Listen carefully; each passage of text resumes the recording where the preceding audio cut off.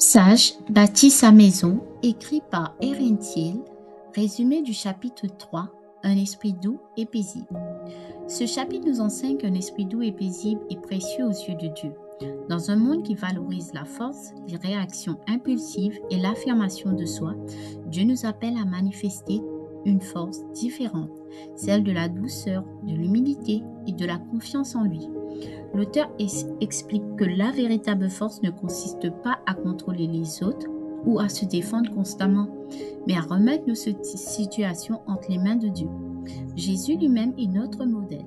Lorsqu'il a été injustement traité, il n'a pas répondu par la colère ou les menaces, mais a continué à faire confiance à son Père. Le chapitre met également l'accent sur le pardon, l'amertume et le ressentiment qui empoisonnent le cœur, tandis que le pardon apporte la guérison, la paix et la liberté. Dieu nous appelle à pardonner comme lui nous a pardonné. Enfin, l'auteur encourage à développer quotidiennement les qualités chrétiennes. La foi, la maîtrise de soi, la patience, la bonté, la douceur et enfin l'amour. Ces qualités ne se développent pas instantanément, mais grandissent lorsque nous marchons avec Dieu jour après jour. Les points importants. La douceur n'est pas une faiblesse, mais une force qui vient de Dieu. Un esprit doux et paisible est précieux aux yeux du Seigneur. Jésus est notre exemple de douceur face à l'injustice. Nous devons répondre au mal par le bien. Le pardon libère le cœur de l'amertume. La colère humaine n'accomplit pas la justice de Dieu. La maîtrise de soi est une marque de maturité spirituelle. Dieu nous appelle à aimer même ceux qui nous blessent. La paix intérieure grandit lorsque nous faisons confiance à Dieu. La douceur, la patience et l'amour se développent par la pratique quotidienne. Les versets clés de ce chapitre, c'est 1 Pierre chapitre 3, le verset 4.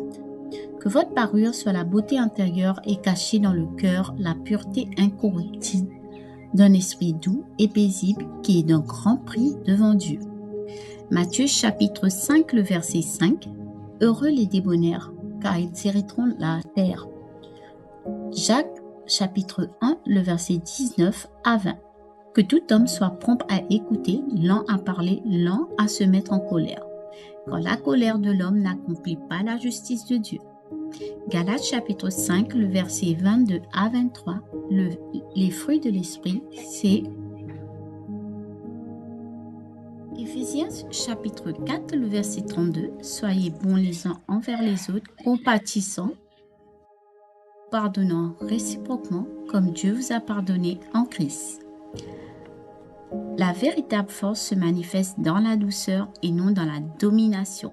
Un esprit doux et paisible reflète la présence de Dieu dans notre vie. Le pardon guérit ce que l'amertume détruit. Répondre au mal par le bien est une preuve de maturité spirituelle. La douceur est la force d'un cœur qui fait confiance à Dieu. La paix intérieure grandit lorsque nous abandonnons le contrôle au Seigneur. L'amour, la patience et la bonté sont les marques d'une femme sage.